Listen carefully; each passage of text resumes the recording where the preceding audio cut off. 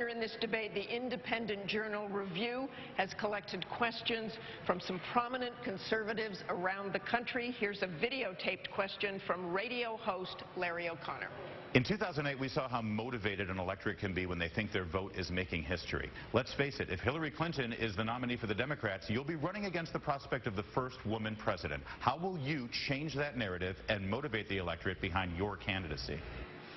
Well, Mr. Trump, I'm going to give that question to you, and you took it away anyway. Oh, okay, good. It looked like he was looking right at me right there. I think that I look at what's going on. I look at all of the polls. I do very, very well against Hillary Clinton. I can tell you I'm the last person that she wants to run against. And I think you can see what we've done in terms of galvanizing. I've been all over the country. Last night I was in South Carolina. We had 12,000 people. It's set up in about 4 days. We have galvanized and we've created a movement.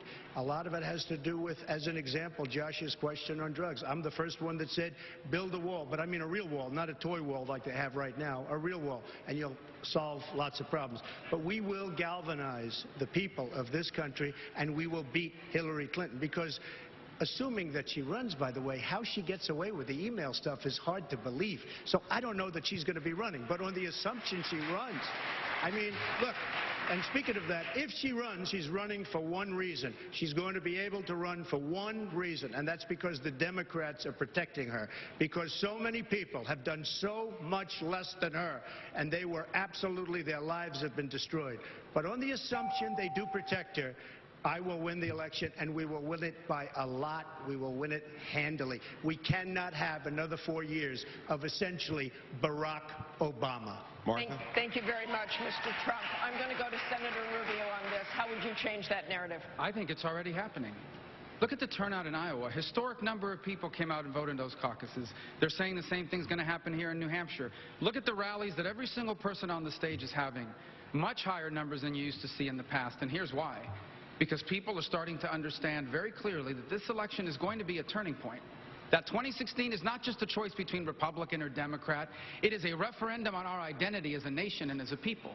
And so here's what Hillary Clinton needs to understand. We're going to have our primary. We're going to have our debates, which, by the way, are twice as many as the Democrats have been willing to have themselves. But we're going to bring this party together. And we are going to defeat Hillary Clinton because she is unqualified to be the President of the United States of America. She put classified information on her computer because she thinks she's above the law. And anyone who lies to the families of people who have lost their loved ones in the service of our country, like she did in Benghazi, can never be the Commander-in-Chief of the United States of America.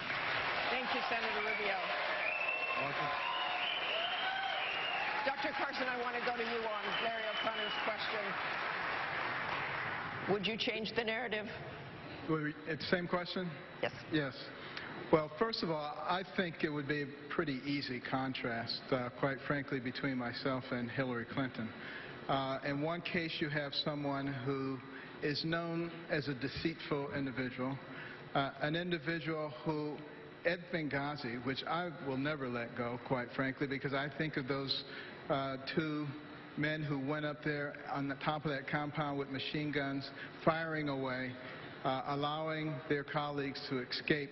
And I'm sure in the back of their mind they were just saying, if we can just hold on, help is on the way. But help was not on the way.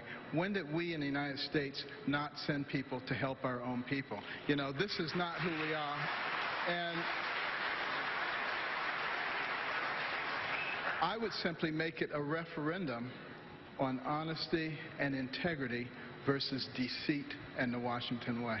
Martha? Thank you very much, Dr. Carson.